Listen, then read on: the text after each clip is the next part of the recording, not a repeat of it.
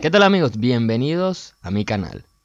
En este video te voy a hablar sobre todo lo ocurrido en la sexta semana del juicio del Chapo Guzmán, donde Pedro Flores narró unos hechos impactantes. Si quieres saber todos los detalles acerca de esto, quédate conmigo hasta el final.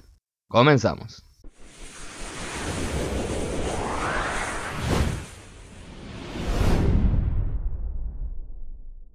Lunes 17 de diciembre. Cuarto día de Jorge Cifuentes como testigo en contra del Chapo. Cifuentes dijo que el Chapo habría sobornado a Ignacio Morales Lechuga, quien se desempeñó como Procurador General de México entre los años 1991 y 1993, durante la presidencia de Carlos Salinas. Esto con la finalidad de obtener protección para él y su familia. En su cuenta de Twitter, Morales desestimó las acusaciones y las calificó de calumniosas y difamadoras.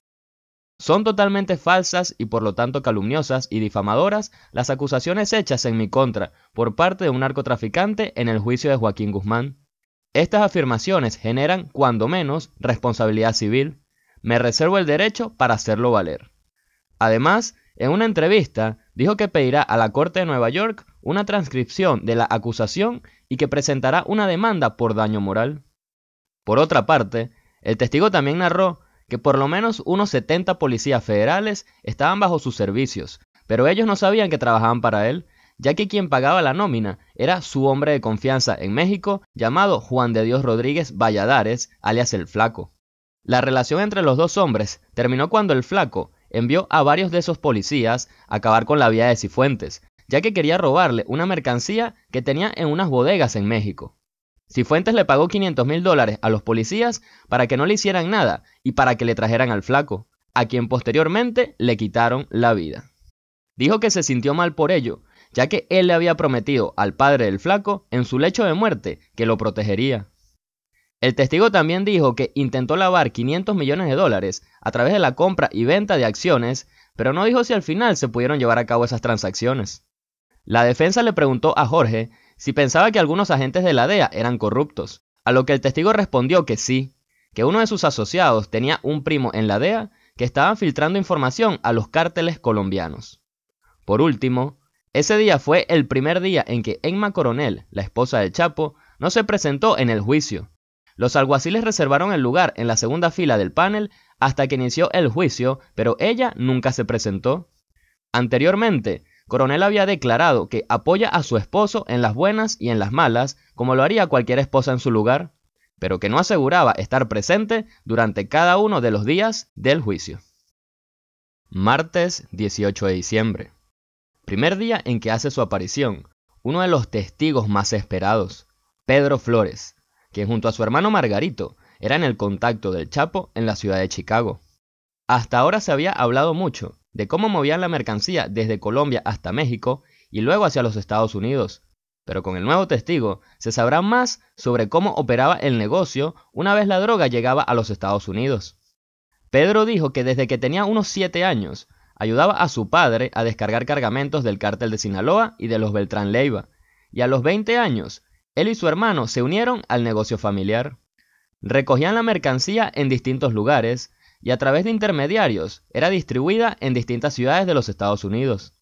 Para el año 2001, los hermanos recibían cargamentos de Lupe Ledesma, uno de los hombres del Chapo en el cártel, y su sede era la ciudad de Chicago.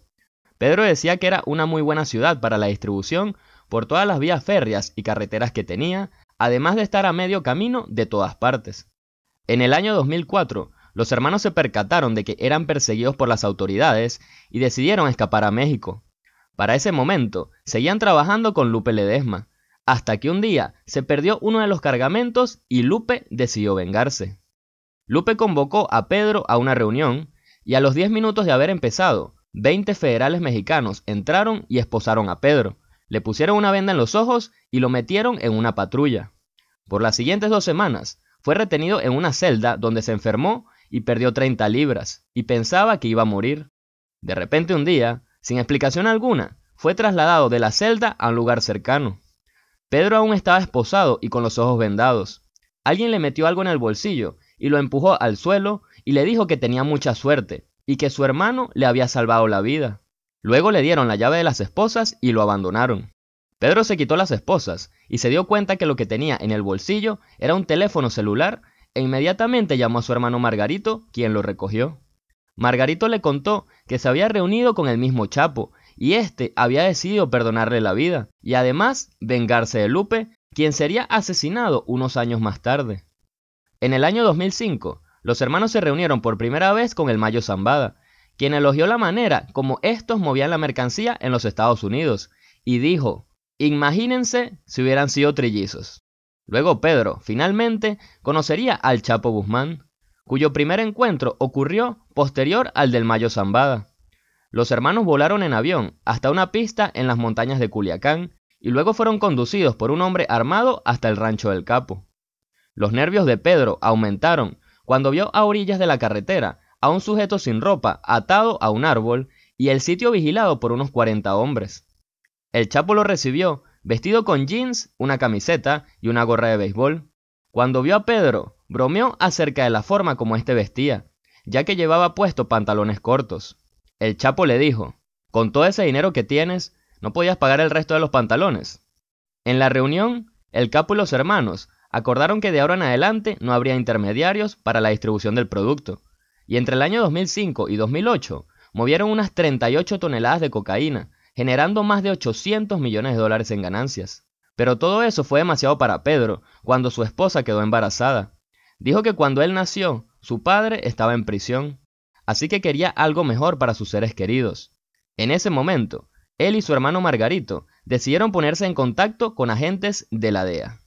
Comenzaron a reunirse con agentes en México que querían su ayuda para armar un caso en contra de Guzmán y sus colaboradores. Los hermanos compraron grabadoras digitales con micrófonos y cada vez que grababan una llamada, la enviaban a la DEA. Finalmente, se entregaron el 30 de noviembre de 2008 y desde entonces han cooperado contra unos 50 acusados. Por otra parte, ese día también se pudo escuchar una conversación telefónica entre Pedro Flores y uno de los hijos del Chapo, llamado Alfredo Guzmán Salazar, donde hablan sobre un cargamento de 18 kilogramos de heroína. En la descripción te dejaré un enlace donde podrás escuchar toda la conversación. Miércoles 19 de diciembre. Segundo día de Pedro Flores como testigo en contra del Chapo Guzmán. Ese día se escucharon 2 llamadas telefónicas grabadas por el testigo sin que el Chapo supiera en noviembre de 2008, donde hablan sobre los detalles acerca de la venta de 20 kilogramos de heroína en la ciudad de Chicago. En la primera llamada se escucha a Pedro diciéndole al hombre, como le gustaba llamar al Chapo, que ya le tenía listo el cheque para el pago del cargamento, y le dice que si le puede rebajar 5 pesos, ya que una mercancía que le compró al otro señor no le salió buena y la tenía que emparejar. El Chapo también quiere que una persona recoja el dinero en Chicago y le dice a Flores que lo llamará luego. El testigo explicó que cuando dijo que tenía el cheque listo, se refería a que tenía el dinero en efectivo para el pago. Cuando pidió una rebaja de 5 pesos, se refería a una rebaja de $5,000. Y cuando mencionó al otro señor, se refería a un cargamento de 13 kilos que le había comprado a la gente del Mayo Zambada. 30 minutos después, se produce la segunda llamada.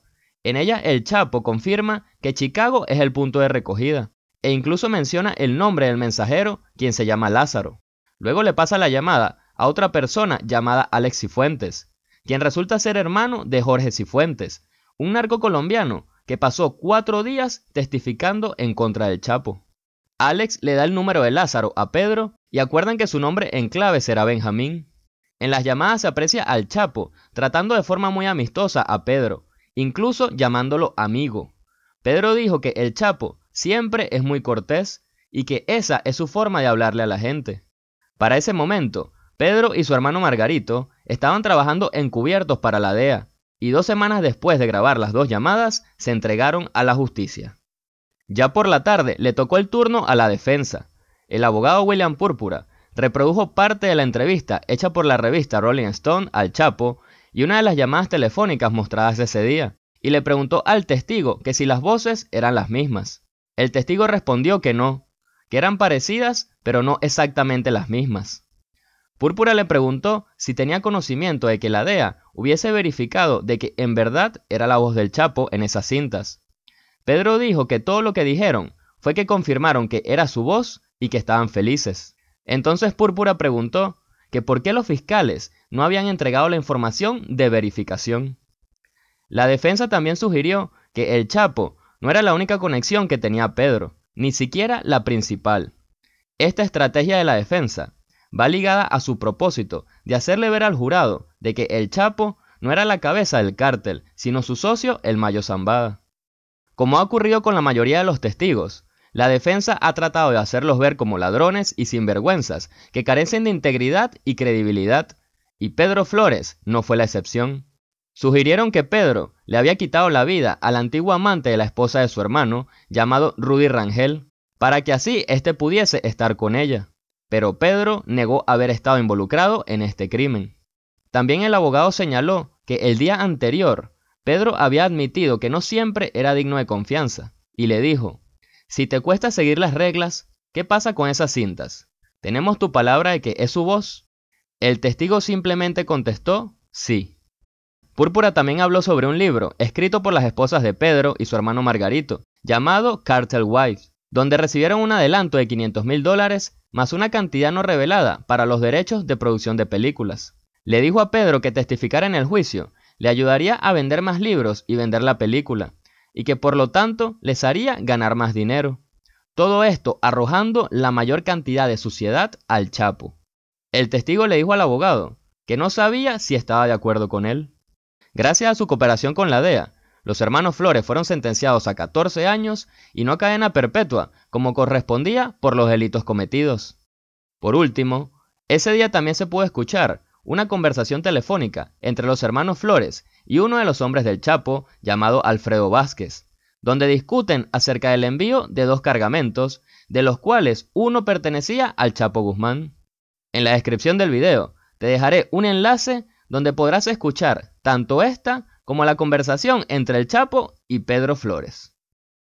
Jueves 20 de diciembre. Ese día fue un día muy emotivo, ya que Emma Coronel reapareció en el juicio luego de 3 días de ausencia, y lo hizo con sus gemelas Emalí Guadalupe y María Joaquina. El Chapo no pudo esconder su alegría al ver a sus 2 hijas, y se volteaba para saludarlas, y se llevaba la palma de la mano a su boca para lanzarles besos. Era tan evidente la emoción por ver a sus 2 pequeñas, que los reporteros de la primera fila abrieron un espacio para no bloquear la vista entre ellos. Ese día, todos los testigos fueron agentes de la ley, y se comentaba entre los periodistas que sería una sesión aburrida. Los testigos hablaron sobre el descubrimiento de 423 kilos de polvo blanco y un cargamento de armas que incluía granadas de 40 milímetros y granadas antitanques RPG en un aeropuerto en Colombia.